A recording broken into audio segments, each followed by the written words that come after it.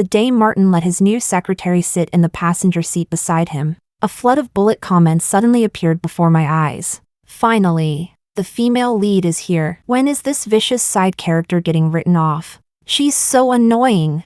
I just want to watch the cold, abstinent CEO fall sweetly in love with the female lead. Old hag, get lost already. I pretended not to see them. Instead, I generously allowed Martin to settle the girl into our villa, pay for her grandmother's treatment, and take care of every problem in her life. What nobody knew was that I was pregnant. Men were never necessities, compared to losing my mind over some female lead, causing trouble for her nonstop, and eventually being burned alive. Wasn't keeping the child while ditching the father far more appealing? At least then I'd have a legal heir carrying my surname. Chapter 1. Martin never told me he had replaced his CEO secretary. That day, he drove over to pick me up. The passenger side window slowly rolled down. "Miss Elisa, I'm CEO Law's new secretary." The girl curled her rosy lips into a sweet smile. There wasn't the slightest trace of nervousness or etiquette one would normally show towards someone of higher status. When it became obvious she had no intention of giving up the seat, Martin Law finally spoke. "Elisa, Brenda gets carsick. Sit in the back." That had never happened before. Martin was someone who cared deeply about boundaries. Although our 3-year marriage had been arranged for the greater interests of our families, we were never one of those couples who only looked harmonious on the surface.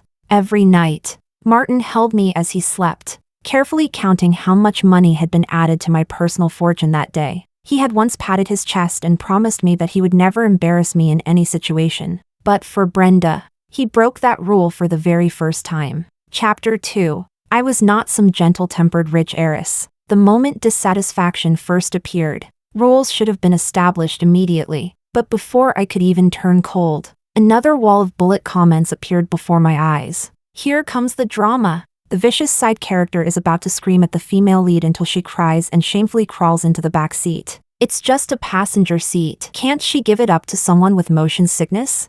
They chirped noisily as they discussed the plot. Only then did I realize the world we lived in was actually a CEO romance novel. The male lead, Martin, was cold, restrained, and impossible to tempt. The female lead was Brenda. She grew up in a remote mountain village and had once received Martin's financial support to stand by his side. She had endured unimaginable hardship. She was resilient, bright, and endlessly optimistic, earning special attention from the male lead and plenty of help in the workplace. But because Martin was already married, Brenda, who had secretly loved him for years, could only bury those feelings deep inside her heart. To outsiders, marriages between wealthy families were nothing more than business alliances without any real love. As the wife occupying the official title, I supposedly made life difficult for the female lead from the very first moment we met, kicking her while she was down and pushing her toward despair. Yet instead of hurting the female lead, every one of my actions only brought her closer to the male lead. I would continue acting like a lunatic until Martin grew disgusted with me and demanded a divorce. Then, blaming everything on the female lead, I would hire people to corner her inside a warehouse. Unexpectedly, a fire would break out on the scene. Martin would rescue her without hesitation and leave me behind to burn alive. After getting rid of the vicious side character, the male and female leads would begin their passionate office romance, fooling around everywhere and leaving traces all over the place while the bullet comments screamed in excitement. To avenge the female lead, the male lead would even snatch away my family's resources and build an empire for her 3 sons. Meanwhile, my poor parents, already advanced in age, would end up surviving by running a tiny street food stall. How infuriating. That was not my style at all. Could a man possibly matter more than my family? Impossible. Absolutely impossible. Chapter 3. I opened the rear car door and sat down, leaning close beside Martin. Brenda spoke in a sweet, delicate voice. "CEO Law, didn't you say you liked the lean pork congee I make? I'll bring you some tomorrow." The provocation in her tone was obvious, but Martin didn't think deeply about it and instinctively replied, "Okay." I couldn't help letting out a cold snort. No wonder he had told the housekeeper a week ago to stop preparing breakfast. I had a habit of staying up late. Martin always said it was bad for my health. He insisted on sleeping beside me, jogging with me in the mornings, and personally supervising my breakfast. At first, I found it irritating to have someone controlling me all the time, but he would wrap his arms around me possessively and say he wanted us to stay husband and wife for a lifetime. I wasn't allowed to ruin my health, and I wasn't allowed to fall behind him. Otherwise, even if he had to carry me himself, he would drag me to the finish line. Habits were dangerous things. Attachment was too. Once you caught it, it was painfully hard to quit. Chapter 4. Martin was highly perceptive. When he noticed my unpleasant expression through the rearview mirror, he immediately explained, "Work's been busy lately. I was afraid of waking you up, so I didn't call you to get up." Brenda added, "CEO Law comes to the office super early every morning so he can personally teach me more things. But I'm so dumb. Sometimes he has to explain the same question over and over before I understand." Unconsciously, Martin glanced at her. There was a gentleness in his eyes that even he himself hadn't noticed. But I remembered that Martin Law's previous secretary had graduated from an Ivy League school, spoke 4 languages fluently, and possessed exceptional knowledge and adaptability. Yet even someone like that would get scolded mercilessly for the slightest mistake. Comparison truly was the thief of peace. Perhaps my expression had become too indifferent. Martin realized I was angry. He pulled the car over to the side of the road and told Brenda to get out. "Take a taxi home yourself." Then, ignoring my objection, he pulled me back into the passenger seat and personally fastened my seatbelt. Brenda stood alone on the rainy street, looking utterly miserable, like a pitiful puppy that had just been abandoned. The bullet comments exploded. Male lead. "Don't do this. What if the female lead runs into danger taking a taxi alone?" It's all the side character's fault for constantly giving attitude and ruining the romantic tension we're here to watch. There were opposing opinions too. "I seriously don't understand. The male lead isn't even divorced yet. Are you all rooting for the mistress to replace the wife already? What do you know? Political marriages never have real love. The unloved one is the real outsider." Chapter 5. I finally understood. The bullet comments were split into 2 groups. One side only cared about the plot and wanted to watch the main couple flirt sweetly. The other side cared about morality, but still hoped I would stay rational and not let things spiral into disaster. In the kitchen, Martin personally prepared bird's nest soup for me. My emotions were complicated. To be fair, before Brenda appeared, he had been the perfect husband. Handsome, gentle, capable. He willingly gave favorable terms to projects from my family, discussed everything with me calmly, and we were perfectly compatible in bed as well. Compared to the wealthy couples in our circle who each fooled around separately despite their arranged marriages, we were far better than most. My mother always said I had struck gold marrying a man who truly knew how to care for his wife. He lifted a spoonful of sweet bird's nest soup to my lips. "Honey, seeing you get jealous today actually made me a little happy." Sitting behind me, he wrapped me into his arms the same way he always did. But this time, I moved away, avoiding his intimate touch. Martin froze for a moment. "Honey, what's wrong?" This was the first time I had ever rejected his affection. "Nothing. I'm tired. I'm sorry. I forgot for a moment that you hate other people sitting in my passenger seat the most. It won't happen again." Martin had always kept himself clean and disciplined, never paying attention to women who threw themselves at him. In the past, he even complained that I trusted him too much and voluntarily handed over his phone for me to inspect. But now, his explanation only sounded like a guilty cover-up. "She and I are just employer and employee. There's nothing else between us."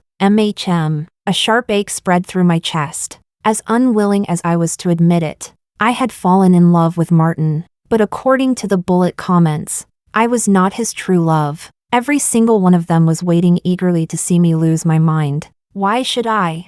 Chapter 6. Late into the night, I pretended to be asleep.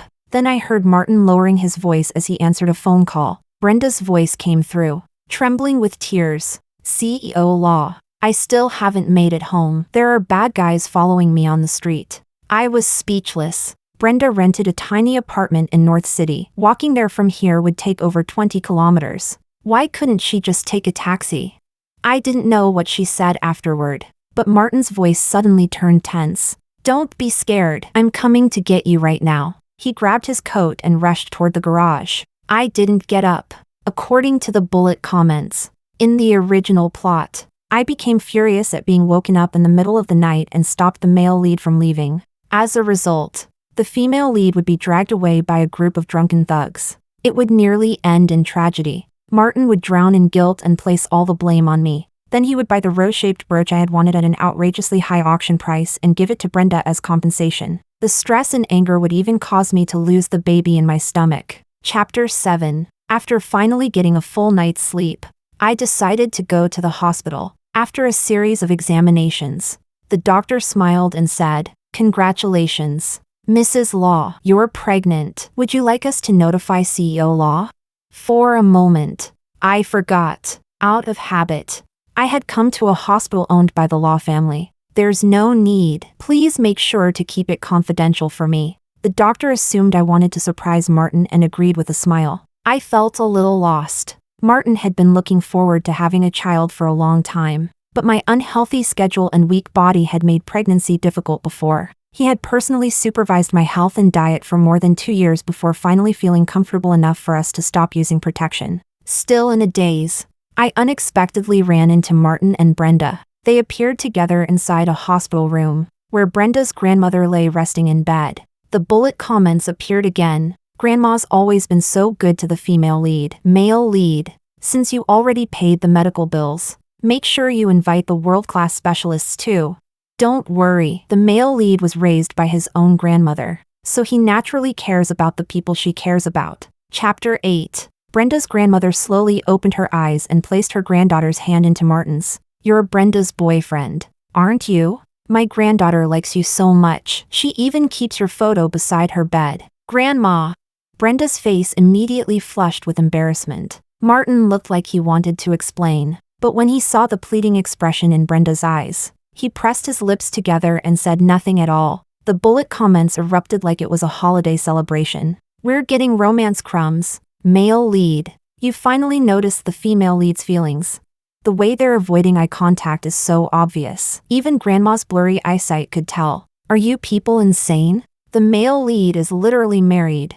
If you don't like it, leave." Novel fans are only here to ship this couple. Strangely enough, whenever I wasn't physically in the same scene as the male and female leads, the bullet comments seemed unable to notice my existence. When Martin stepped out of the hospital room, I quietly retreated behind a corner. Brenda tugged gently on the sleeve of his custom-made suit as tears streamed down her face. "CEO Law, thank you for saving me last night and bringing my grandmother to the hospital. Stop crying. I'll buy you a car in the future so you won't feel bad about spending money on taxis anymore." Deeply moved, she buried herself in Martin's arms while he held her and softly comforted her again and again. If I weren't the victim being cheated on, I probably could have joined everyone else in shipping them. I took a deep breath. Then I walked a short distance away and called Martin's phone. He lowered his head and whispered something to Brenda before finally answering. "Honey, I had to go back to the company last night for overtime work. Are you awake yet? I'll tell the housekeeper to prepare breakfast for you." I gently touched my flat stomach and spoke softly. "Martin, turn around. I'm right behind you." Chapter 9. In that instant, Martin's tall and composed figure seemed to freeze into solid ice. Even through the distance, I could feel his body stiffen. The bullet comments exploded the moment they heard my voice on the phone. "Damn. Why is the vicious side character here? Please don't let her appear in front of Grandma and upset the old lady. Switch the camera to the side character already. I want to see how she's about to throw a fit and how the male lead protects the female lead." They kept calling me the vicious side character, as though I had truly committed unforgivable crimes. Martin slowly turned around, his voice trembling as if terrified I had heard him silently accepting the role of Brenda's boyfriend moments earlier. "Elisa, But he didn't see me." The bullet comments sighed in relief. "I knew it. There's no way the vicious side character would actually show up here. This is the first time the future grandson-in-law makes a good impression in front of the female lead's grandma. Thanks to Grandma helping push things along, we get all the sweet romance later. The side character's such a liar. She almost fooled the male lead and us too. There were still people opposing them. What's wrong with you people? You're just as disgusting as the male and female leads. The male lead has a wife. So why doesn't he clarify things? Emotional cheating is still cheating. Mindless shippers. They attack the wife unconditionally just so they can fantasize about the couple. Up to this point, I haven't seen the wife actually hurt the female lead once. Meanwhile, the female lead acts like such a pretentious coquette. If you were the wife, Could you tolerate it? That actually comforted me a little. At least some viewers still had functioning brains instead of blindly taking one side. Using the building's angle to hide myself in the shadows, I quietly watched Martin. Did you do something guilty? Why do you sound so nervous?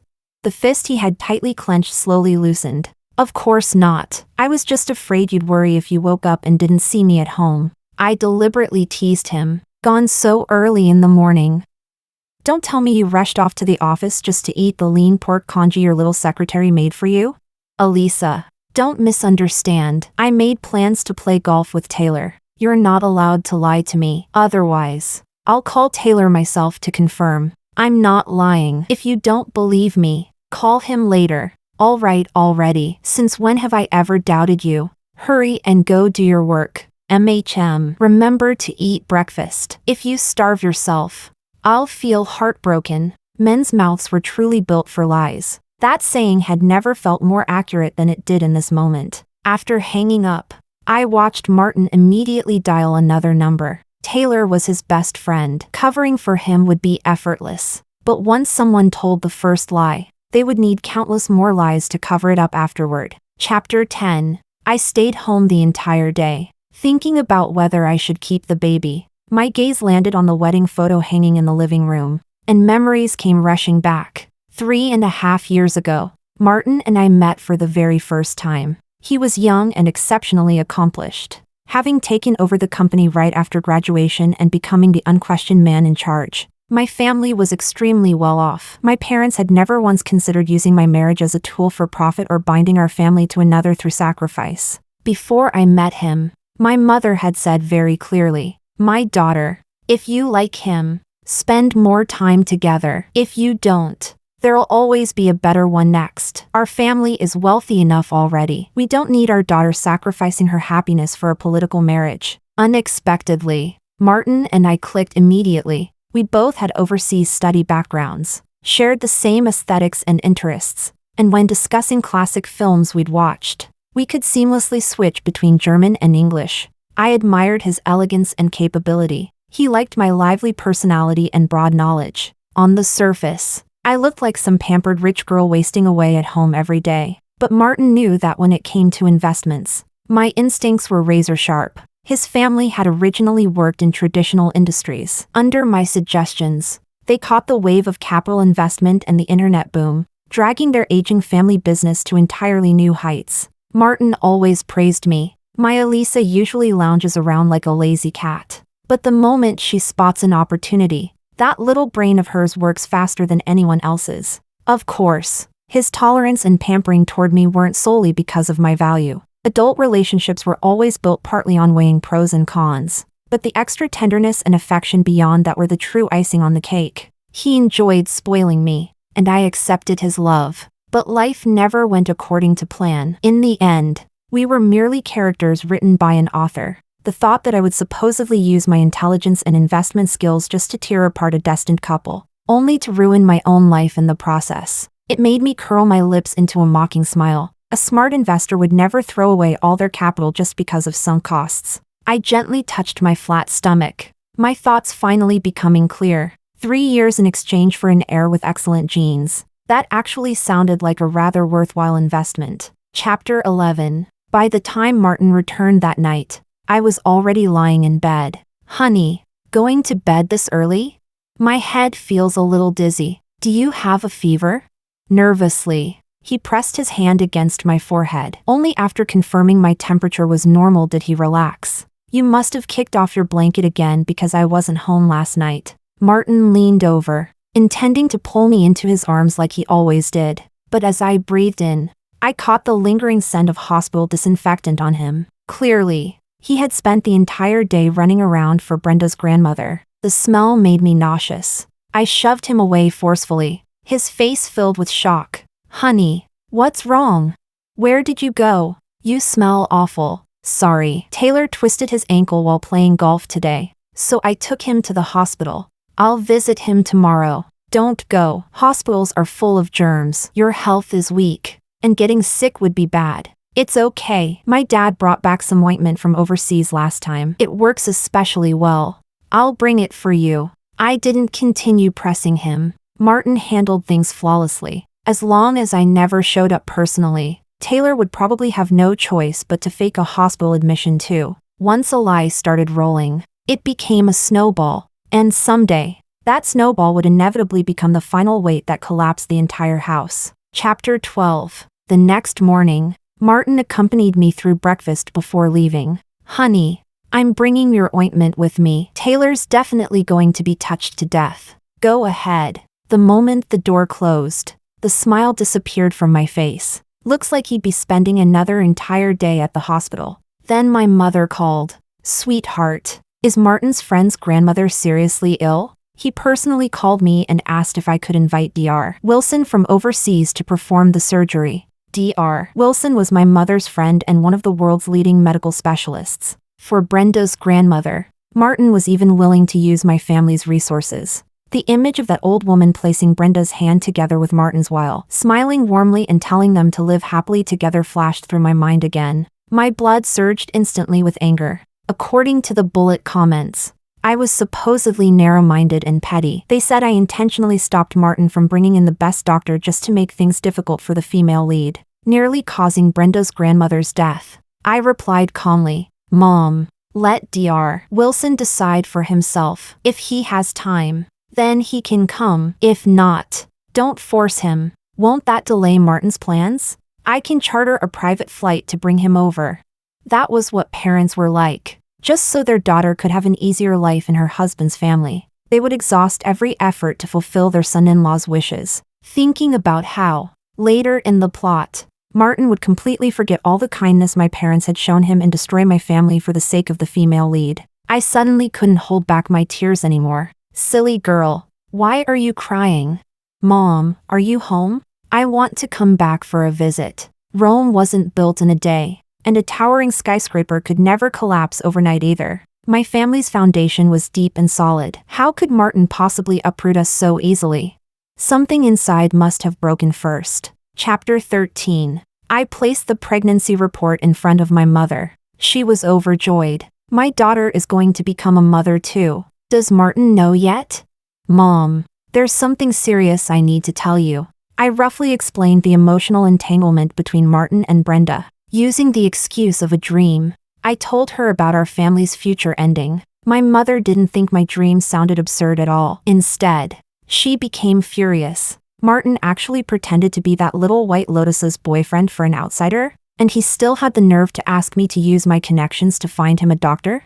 Don't worry, Dr. Wilson isn't someone you can just casually invite. Bringing him over already requires exhausting amounts of my influence and money. If our own family needs him next time, we might not even be able to get him anymore. If Martin is so capable, then let him find someone himself. Thinking about the accusations in the bullet comments, I quietly asked, "Mom, do you think I'm vicious? Using my own selfishness to stop a famous doctor from treating Brenda's grandmother?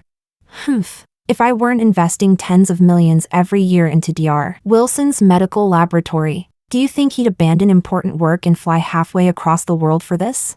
It's simply a matter of resources and capability. Who has the right to criticize?"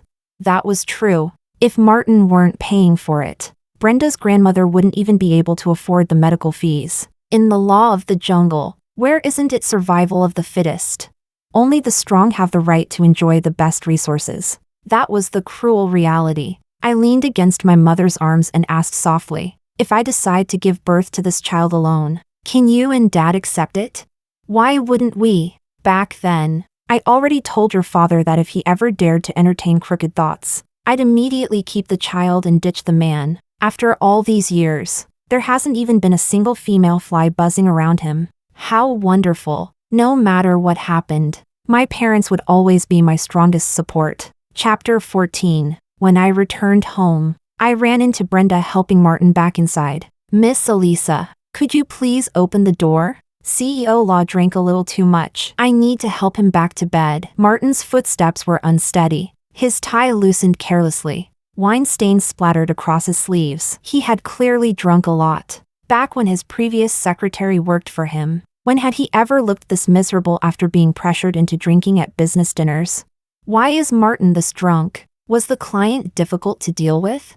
No, CEO Law saw that I couldn't drink and didn't want the clients making things hard for me, so he protected me and drank on my behalf. Brenda wrapped an arm around Martin's waist, allowing his arm to rest naturally over her slender shoulders. Her explanation sounded affectionate and sincere. I stared at her coldly. The bullet comments nearly exploded from excitement. The female lead is amazing. She's finally standing up directly against the vicious side character. The male lead protecting her at the dinner table is so romantic. Fight already. Best case scenario. The male lead feels sorry for the female lead and completely falls out with the vicious side character. Some people spoke up for me too. Was this original novel written by a mistress or something? The male lead isn't even divorced yet, and he's already favoring the female lead this openly. It's disgusting. This story's values are completely twisted. Instant drop. That comforted me a little. At the same time, I understood something very clearly. The reason protagonists became protagonists was because the author deliberately arranged the story around them, granting them plot armor and the audience's affection. But that did not mean every male lead and female lead stood on the side of morality and justice. Ever since I was young, I had followed my parents in doing charity work, donating money to children in mountain villages, and establishing scholarship funds. No matter how anyone looked at it, there was nothing vicious about me. And yet, just to push forward the romance between the male and female leads, I was forced to lose all intelligence and become nothing more than a stepping stone. No, I had my own pride. I was never meant to become someone else's tool. Even if I had to fight against fate itself, I would overturn the destiny of my entire family. Chapter 15. I didn't let Brenda enter the house. Instead, I called the housekeeper over and had Martin dumped into the guest room. She left looking deeply wronged, turning back every few steps, as though she were afraid I might mistreat Martin. To be fair, I truly didn't bother changing Martin's dirty clothes, nor did I prepare a warm towel to wipe his face like I usually would. Lying on the bed, Martin mumbled incoherently while calling my name. Elisa. I'm thirsty, why aren't you bringing me water? I suddenly remembered Brenda's careful reminder before leaving. Miss Elisa, remember to make CEO Law a cup of honey water. Last time I brought him a jar of wild honey from my hometown. It's in the third cabinet on the left side of your kitchen. So she had been here before while I wasn't around. My anger instantly flared. I stuffed a smelly sock directly into Martin's mouth. A cheating man should at least look the part. The next morning, Martin woke up and noticed a cup of honey water placed on the dining table. He happily drank it. Elisa, you prepared this for me? It tastes amazing. My expression remained indifferent. No, Brenda repeatedly reminded me that I absolutely had to make you drink it. Martin's expression changed immediately as he hurried to explain. She felt a little dizzy during last night's business dinner, so I helped block some drinks for her. Whatever, the one ruining his body is you, not me. He tried to wrap his arms around me. I'm sorry. I know you hate it most when I abuse my health. It won't happen again. I shoved him away without hesitation. Chapter 16. Before our marriage, I had seen Martin's medical reports before. I had genuinely felt heartbroken for him. Back when he was still inexperienced and newly entering the business world, he drank endlessly at banquets just to shoulder his family's responsibilities. I carefully helped nurse his body back to health, suggested he hire professional secretaries to help block drinks for him, and slowly restored his condition bit by bit, just as he had once cared for me. But now, it seemed neither of us needed the other anymore. Martin panicked. Did Secretary Brenda say something that made you uncomfortable? I'll warn her afterward. All right? See? Men always knew exactly what bothered you, yet they still insisted on testing boundaries over and over again, just to see where your limit was. I waved my hand dismissively. No need, otherwise. You'll just end up thinking I'm harsh and deliberately making life difficult for a little girl. I can't carry that kind of accusation. I never blamed you. You may not say it aloud, but every single thing you've done has been stomping all over my boundaries. From breakfast, to the passenger seat, to Taylor pretending to be hospitalized for you, to secretly going behind my back to ask my mother for help. I refuse to believe you can't see that Brenda likes you, but you still chose to indulge her feelings instead of stopping them. Martin's pupils contracted violently. You know about Brenda's grandmother? I also know that you've been acting as her boyfriend while paying for everything and helping her. It's not what you think. Panic finally spread across Martin's face. He looked completely flustered, and even his voice changed. I just pity her for only having her grandmother to rely on. You know, I was raised by my grandmother too. There are countless pitiful people in this world. Why don't I see you building free hospitals for them? I no longer had the patience to argue with him. Throwing out that final sentence, I turned around and walked away. Chapter 17. Martin wanted to chase after me, but then his phone rang. Brenda's tearful voice came through. CEO Law. Grandma's condition has gotten worse. When exactly is Dr. Wilson arriving? How can he have no sense of urgency at all? Doesn't he know Grandma is suffering every single day? Wait a little longer. I'll make arrangements right away. He grabbed my arm. Elisa, was it you? Did you ask my mother-in-law to stop Dr. Wilson from coming? All it took was one phone call from Brenda for the guilt in Martin's eyes to turn into accusation. My mother didn't stop him. She just didn't actively throw money around to invite him over. Besides, she already gave you his private contact information. If you can't get him to come, what does that have to do with my family? Elisa, that's a human life. How can you be so heartless? Martin shoved me hard. I fell to the floor. A faint pain spread through my lower abdomen, and my face instantly turned pale. Martin, don't go. My stomach hurts. Stay home and reflect on yourself properly. Hearing the commotion, the housekeeper hurriedly called emergency services. The doctor said I was showing signs of a threatened miscarriage. Only after a frantic round of emergency treatment did my condition finally stabilize. My parents arrived very quickly. Sweetheart, what happened? Martin thought I was the one stopping Dr. Wilson from coming, so he pushed me down. My father was even more furious than my mother. He rolled up his sleeves, looking as if he was about to go fight Martin on the spot. That brat! Does Martin not know you're pregnant with his child? I'm not planning to tell him. Then keep it from him. He dared lay a hand on my daughter. A son-in-law like that isn't worth keeping. I asked weakly, did you find any problems at the company? My mother fed me a sip of water. Thankfully, you reminded us. Your uncle really was hiding selfish motives. He has been secretly dealing with our competitors and caused us to lose a huge order. My father was good in every way, except that he was too easily swayed. He lowered his head in shame. Honey, I should have listened to you earlier. From now on, I will never again appoint people just because they are relatives. Sweetheart, once the baby is born, I'll give you shares as a full-month celebration gift. I finally breathed a sigh of relief. A 1,000-mile dam could collapse because of a single ant hole. This time, I would never allow the empire my parents had worked so hard to build to fall into someone else's hands for nothing. Chapter 18. Martin did not go to the office, nor did he come home. He was busy finding other doctors for Brenda's grandmother, and busy comforting the female lead, who had cried herself into a pitiful mess. He did not even know I had been hospitalized. I found out from a newly hired nurse.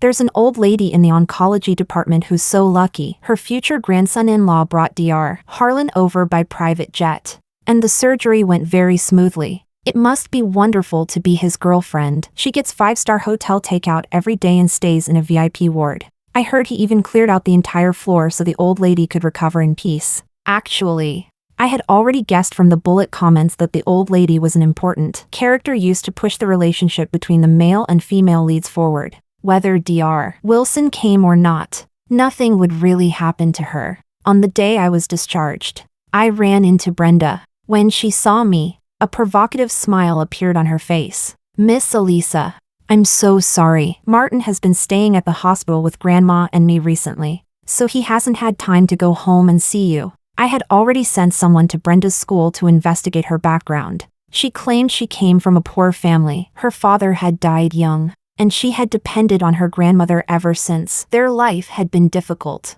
Her biological mother, in order to escape that miserable life, had run off with another man. Without Martin's sponsorship, Brenda would not even have been able to afford school. I laughed softly. That's all right. I heard your mother loves stealing other women's husbands. Maybe the daughter takes after the mother. It must run in the family. The color instantly drained from Brenda's face. At some point, Martin appeared. He gripped my wrist hard, his voice filled with anger. Elisa, Brenda almost lost the last family member she had. She's heartbroken right now. You have loving parents. a wealthy family, and you've had a smooth life since childhood. But that is not a reason for you to humiliate a pitiful girl. I slapped him across the face. You have no right to speak to me like that. You hit me? You actually had the heart to hit me?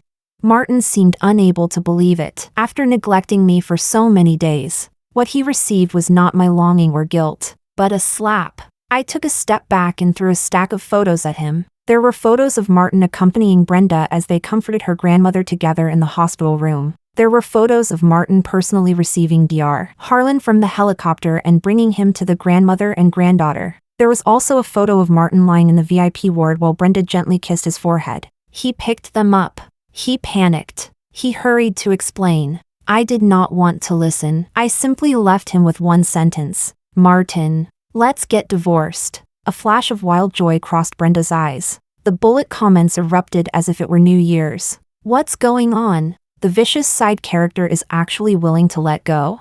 She must have deliberately stopped Dr. Wilson from treating Grandma. Luckily, the male lead brought in Dr. Harlan. The side character must be furious.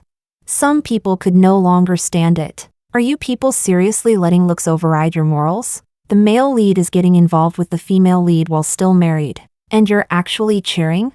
And those saying the side character stopped Dr. Wilson. Why don't you mention that the male lead simply wasn't capable enough to invite such an important doctor himself? I'm a medical student. Based on the medical records, the female lead's grandmother doesn't have an incurable disease at all. Doctors in the country could have treated her too. Wasn't this whole performance just to dump the blame onto the wife? So that was how it was. Chapter 19. Martin refused to sign the divorce papers no matter what. Elisa, I admit I care about Brenda a little, but nothing has happened between us. So as long as you didn't sleep with her, that means you upheld your moral standards as a man? He held me tightly in his arms, refusing to let go, forcing me to listen to his heartfelt explanation. In his eyes, Brenda was just a girl from a remote mountain village, someone with a tragic background who had constantly been bullied. But despite everything, she had never given up on pursuing her dreams. After receiving financial support, she never once hid her admiration for Martin. To get closer to him, she worked desperately hard to enter a university in the same city where he lived. The first time they met, Brenda had carried a huge woven sack into the Law family villa. Inside were peanuts, corn, and pumpkins grown by her grandmother. Her hair was dry and yellowish, her body thin and frail, but her eyes shone as brightly as stars. Grandma is very grateful to you for giving me the chance to leave the mountains. Martin Law had not thought much of it at the time. In their social circle, charity work was done partly to help people and partly to build a good reputation. Brenda had merely been one random girl he sponsored. If not her, it could just as easily have been A, B, C, or D. He instructed the housekeeper to put the gifts away, reminded her to study hard, then got into his Bentley and rushed off overseas for a business meeting. Brenda never became discouraged. Throughout university, she closely followed every development involving the Law Corporation. When she saw that the woman Martin married was me, a wife perfectly matched to him in status and background, she realized that a skinny, plain-looking girl like her would never catch his eye. So she continuously worked part-time jobs while striving to become the best version of herself. The moment she graduated, she eagerly applied to join the company. At first, Martin did not recognize her at all. Not until Brenda took out a thick stack of newspapers and magazines containing stories about how she escaped the mountains and earned admission into a prestigious university. Every article mentioned that Martin had been her benefactor, her guiding light, her morning star. In my heart, the morning star is the first star that appears in the darkness. It symbolizes dawn. Martin could not help viewing Brenda differently after that. The helplessness on his face gradually faded. Elisa, I just think she's pitiful. There's really nothing between us. If you truly can't feel at ease, I'll fire her immediately. I won't have any further contact with her. Chapter 20. To prove his loyalty, Martin fired Brenda in front of me through the HR department and bought me countless gifts as an apology. He also invested heavily in appeasing my parents, transferring business contracts worth hundreds of millions to my family without any conditions attached. My father hesitated. Sweetheart, should we delay the divorce for another month or two? Your uncle already caused us huge losses, and raising a child is expensive. At the very least, We should make Martin cough up enough compensation first. Besides, there's no concrete evidence that he physically cheated. If this goes to court, the judge might not even approve the divorce. If my daughter wants a divorce, then she'll get one immediately. Not one extra second needs to be wasted. My mother spoke firmly, leaving my father too intimidated to say another word. As I touched the baby I had nearly lost, countless thoughts ran through my mind. Martin had wanted this child for a very long time. If he found out I was pregnant, he probably would never let me go so easily. Besides, he was the male lead of this world. In the original story, Martin and I never successfully divorced before I was burned alive. So how exactly was I supposed to break free from this deadlock? Just as I was hesitating, Grandma Law called. "Elisa, come back to the old family house tonight with Martin for dinner. I told the housekeeper to make your favorite braised pork ribs." Grandma Law liked me very much. She constantly stuffed boxes of the Law family heirlooms into my arms. She often reminded her grandson that only by treating his wife well could the family maintain proper values and traditions. However, ever since the beginning of the year, her health had started declining. Not wanting us to worry, Grandma voluntarily moved into a high-end nursing facility equipped with an excellent medical team. Chapter 21. The moment I got into the car, I closed my eyes to rest. Martin tried several times to curry favor with me, but every attempt was rejected. "Elisa, Grandma's health isn't good. Let's not upset her, all right?" So that was it. He was afraid I would bring up Brenda and was giving me a warning in advance. "Martin, you know I'm not someone who enjoys tattling. If Grandma finds out anything, then it simply means she still sees and hears very clearly." When we arrived at the old family estate, I brushed away the hand Martin extended toward me and replaced my expression with a graceful smile. "Grandma, how have you been feeling lately?" "Elisa, as long as you're here, I'm happy." In just this short period of time, Grandma Law had grown visibly thinner again. "Don't look so upset. It's said that old age is healthier when you stay lean. I haven't skipped a single dose of the supplements you gave me." Martin stared at me in surprise. Recently, he had been busy taking care of Brenda and her grandmother. Not only did he have no idea I had nearly miscarried, he had even forgotten to come home and visit his own grandmother. At the dinner table, I carefully removed the fish bones for Grandma Law. She looked deeply pleased, her gaze lingering meaningfully on my stomach. Could she have noticed something already? At that moment, the butler hurried over. "Old madam, there's an elderly woman outside claiming that the young master is her benefactor. She specifically came to pay a visit." Chapter 22. Brenda and her grandmother walked inside. The old woman acted completely familiar. "Oh my, future in-law, I heard your health hasn't been good, so I brought my granddaughter to visit you." The entire room fell silent. Martin nearly lost control of his expression. "Why are you here? Future grandson-in-law, why haven't you come to see me recently?" Brenda has been staying home every day feeling miserable. The girl awkwardly tugged at her grandmother while secretly shooting Martin desperate looks. I already knew the reason. The old woman had heart problems and could not handle emotional shock. After she mistakenly believed Martin was her granddaughter's boyfriend, Brenda begged Martin not to expose the truth. Softening for a moment, he agreed, but lies were like snowballs. Once the first lie began, it would only keep growing larger and larger. The bullet comments exploded with excitement unlike ever before. Why is this scene happening ahead of schedule? I remember Martin's grandmother really loved the vicious side character. She was even willing to use family punishment against her grandson for Elisa's sake. You can't blame the grandma and granddaughter for showing up. The vicious side character got the female lead fired. And now the female lead has nowhere to live and no money. She had no choice but to kneel and beg the male lead. Feeling soft-hearted,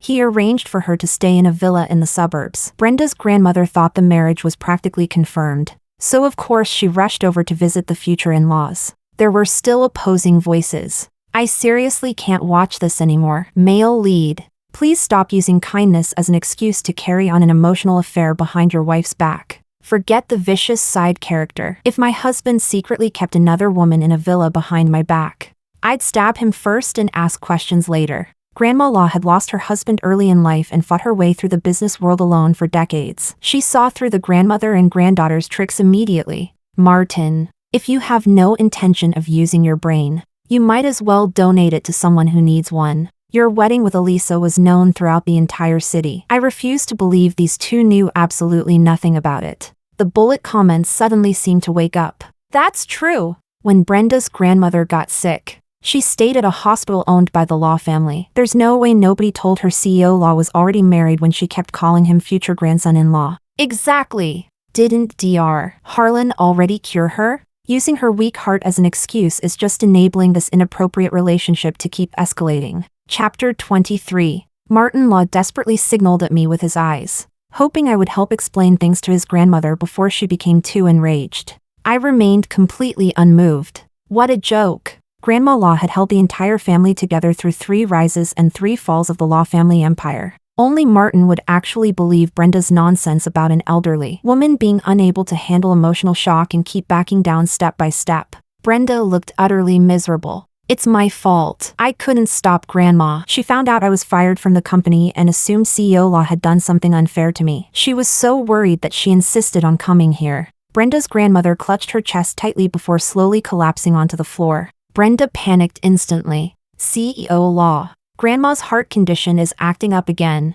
Just as Martin stepped forward, the old woman's branch-like hand grabbed him tightly. My life has been miserable from beginning to end. The only family I have is this granddaughter. If something happens to me today, promise me you'll take care of her for the rest of her life. Grandma Law's face turned ice cold. Tears shimmered in Brenda's eyes, but beneath them was unmistakable delight. She believed Martin was the type of man who treated promises seriously. Once he agreed, then regardless of whether her grandmother lived or died, he would definitely keep his word. I casually waved my hand. An entire team of family doctors immediately walked out in orderly succession. The expression on Brenda's grandmother's face changed. Why are there doctors at home too? I smiled faintly. Grandma's health isn't good. If I don't arrange for a professional medical team to remain on standby 24 hours a day, I can't feel at ease. Grandma Law continued coldly. What's laughable is that my granddaughter-in-law is more thoughtful and caring than my own grandson. My grandson is busy taking care of somebody else's grandmother, while she's the only one still worried about me. Martin's face alternated between red and pale. Grandma. I was negligent. Chapter 24. Very quickly, the doctors completed their examination of Brenda's grandmother. There was nothing seriously wrong with her. Realizing the situation had turned against her, the old woman suddenly started slapping her thighs and stomping her feet, refusing to get up from the floor no matter what. She looked exactly like one of those unreasonable elderly women from rural villages who rolled around on the ground throwing tantrums. I watched coldly. That's enough. Stop pretending to be confused. And stop pretending to be sick too. You already knew Martin was married. You wanted to force me out so your granddaughter could take my place. Nonsense. I unlocked my phone and displayed a series of screenshots. A while ago, I went to the hospital to pick up medicine. You added me on WeChat under the excuse of asking for directions, then posted social media updates for me to see every single day. Despite being over 60 years old, the old woman was surprisingly skilled with smartphones. If Brenda had not taught her, I absolutely would not believe it. Every post had been visible only to me. There were photos of Martin taking the grandmother and granddaughter to high-end Western restaurants, photos of them golfing together, romantic fireworks by the sea. There was even a photo of all 3 of them boarding my private yacht together for a fishing trip to avoid leaving evidence behind. Every post had been deleted within 24 hours. Martin's face turned deathly pale. Elisa, you misunderstood. A while ago, Brenda's grandmother nearly received a critical condition notice from the hospital. Brenda begged that if her grandmother woke up, we should accompany her in doing 100 things she had never experienced before. Grandma kept looking at me, hoping Brenda and I would accompany her together. I pitied her situation, so I agreed. The bullet comments exploded in fury. We got tricked. Brenda's grandmother's acting skills are incredible. She pretended to be a pitiful old rural woman who only cared about her granddaughter. I honestly sympathized with her before, just like the male lead did. Who would have thought she secretly added the wife on social media just to show off in front of her? She clearly had malicious intentions. The world really has gone downhill. It's not that old people naturally become bad people simply grow old. I continued throwing out even more explosive evidence. Brenda's father had been a local thug, coveting Brenda's mother's beauty. He forcibly assaulted her and married her against her will. After he grew tired of her, he developed a gambling addiction to repay his debts. He repeatedly forced his wife to sleep with different men. Later, Brenda's father got drunk one night and drowned after falling into a fish pond. Brenda's grandmother cursed Brenda's mother as a jinx and a shameless slut. She sold her off into the mountains to bear children for an old man, then falsely accused her of willingly seducing men. Brenda had known all of this, but her grandmother told her that having one disgraced person in the family was already enough. So she brought Brenda back to her maternal hometown village. Every day, the old woman would sit at the village entrance cracking sunflower seeds while constantly criticizing her daughter-in-law, trying to whitewash her own son's crimes. Brenda herself also considered her biological mother dirty. Since her grandmother treated her well, she willingly cooperated in preserving her father's reputation and packaged herself as a pitiful little girl. The bullet comments were so furious they nearly lost the ability to speak. How could this happen? Has the female lead's entire character setting collapsed?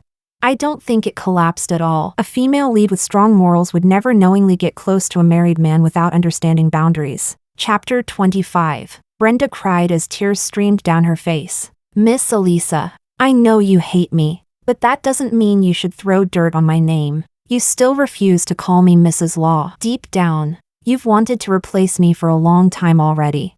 I could not be bothered wasting words with her. Instead, I had someone bring in a thin, frail woman whose eyes were filled with fear. Her appearance resembled Brenda by nearly 50%. Brenda's grandmother trembled violently and pointed at the woman as though she had seen a ghost. Why you? How are you here? I stood protectively in front of the trembling woman. Brenda, after all these years, you don't even recognize your own mother anymore? My family had always maintained programs to support impoverished children and women in remote mountain regions. By chance, I learned that some women hidden deep in the mountains had actually been bought and trafficked there. Unable to bear it, I allocated part of our funds to hire professionals and cooperate with local police, successfully rescuing many women. Brenda's mother was among them. After not seeing each other for so many years, there was not a trace of joy on Brenda's mother's face. She looked at her daughter with heartbreak and nearly lost her balance. Back then, you clearly knew your grandmother sold me away. Yet you still helped her count the money. You're truly heartless. Brenda nearly lost control of her emotions. Whose fault was it for sleeping with other men and making me get mocked by classmates my entire childhood? Slap. I struck her hard across the face. If it weren't for your sake, your mother would have escaped that family long ago. She was just useless. Unlike your mother, she couldn't give me a better life. The bullet comments erupted with unprecedented rage. Ah! That disgusting female lead can go die. Someone who doesn't even care about her own mother has no right to be in a sweet, romantic relationship. This is ridiculous. The so-called vicious side character has done so many good things. Yet just because she isn't the protagonist, the original novel gave her such a miserable ending. I want to mail razor blades to the original author. One box isn't enough. I need a dozen. Chapter 26. I hired the best lawyers and handled two major matters. First, I arranged proper care for Brenda's mother and sent Brenda's grandmother to prison. Second, I drafted the divorce agreement and finalized the division of assets. When Grandma Law learned that I was divorcing Martin, she did not try to stop me. She merely sighed deeply. The Law family simply lacks the fortune to keep you. Martin hurriedly tried to defend himself. I didn't know Brenda was that kind of person. I already kicked her out of the villa. There truly was nothing between us. In his mind, as long as no physical relationship happened, then everything remained honorable and innocent. Martin held me tightly in his arms, his eyes reddening. Elisa, I really didn't cheat on you. Please believe me. You didn't physically cheat. Your heart only wandered for a moment. But the moment you told your first lie and had Taylor cover for you, I already understood. A marriage without honesty means the relationship is already broken. Oh, right. Taylor's company recently fell into a financial crisis and asked my father for help. I rejected him. If his company can't recover, then don't blame my family for swallowing it whole. Partners in crime had to pay the price. I did not spare Brenda either. Through lawyers, I reclaimed every single cent Martin had spent on her. She cried pitifully in front of Martin, accusing me of being heartless while debt collectors aggressively came after her. Martin remained unmoved. If it weren't for you, my wife and I would never have ended up like this. To repay the money, Brenda worked 4 or 5 jobs a day. Eventually, she could no longer endure it and became the mistress of a greasy older man. After the man's wife hired people to beat her badly, Brenda became terrified and hurriedly followed a gangster involved in the underworld. In the end, she was trafficked to Myanmar. While trying to escape, she lost her life in a massive fire. Chapter 27. By the time I was over 4 months pregnant, my stomach could no longer be hidden. Martin still stubbornly refused to divorce. Elisa, you wouldn't want our baby to be born into a single-parent family, right? I pulled out a medical report. I think the baby would want even less to have a father who nearly killed him. Do you remember the time you pushed me over? I almost miscarried. But because you were worried something might happen to Brenda's grandmother, you ran off without even looking back. If I had arrived at the hospital 20 minutes later, the baby wouldn't have survived. What's laughable is that I was hospitalized for an entire week, and you never even knew. Martin's face turned deathly pale. During that period, I felt like I'd been put under some kind of spell. I really know I was wrong now. Can't we start over? No, there was no turning back in life. You knew I hated other people sitting in the passenger seat, yet you let Brenda sit there. You knew I disliked strangers entering our home, yet you allowed Brenda to come deliver honey. And then there was my yacht, your villa, and countless other incidents. You simply relied on the fact that I loved you. You took advantage of my feelings and convinced yourself that as long as you maintained so-called boundaries, you could keep indulging her behavior. But the scariest thing was that for her sake, you lied to me over and over again and destroyed every promise you ever made. Lies were like driftwood. Sooner or later, they would always wash ashore. Martin desperately tried to repent. I'm sorry, Elisa. At first, I truly only pitied her. I genuinely didn't know the grandmother and granddaughter were secretly provoking you behind my back. I no longer wanted to listen. Once love disappeared, everything he said sounded like an excuse. Chapter 28. In the end, Grandma Law was the one who truly stepped in. Using the authority of the entire family, she pressured Martin into giving me a proper and dignified divorce. Elisa, I failed to teach my grandson well. In the future, I'll entrust my great-grandchild to you. After dedicating her entire life to the Law family, the old woman remained remarkably clear-headed. All of my premarital assets stayed mine, while I received the majority of our shared marital profits. As for the joint business projects between our two families, the Law family would gradually withdraw over the next 3 years. Martin did not even bother reading the agreement before signing it directly. He looked absent-minded, as though he had completely lost his anchor in life. Yet the way he looked at me remained filled with attachment and lingering affection. As we left the Civil Affairs Bureau, he asked in a hoarse voice, "When the child is born, can I come see him?"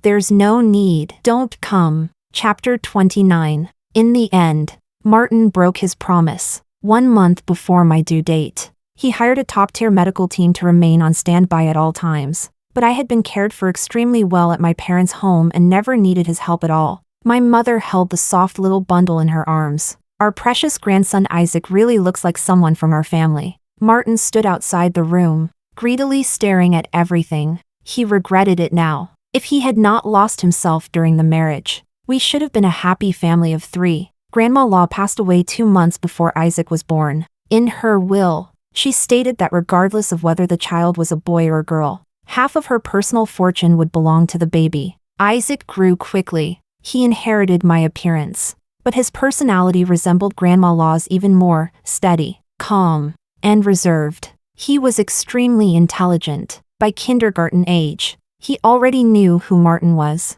However, unlike other children, Isaac never cried or demanded to have a father around. I could not help feeling curious. Like a tiny adult, he answered seriously, "Mommy, Grandpa and Grandma are all very kind, but none of you ever let him come home. That means he must have done something wrong.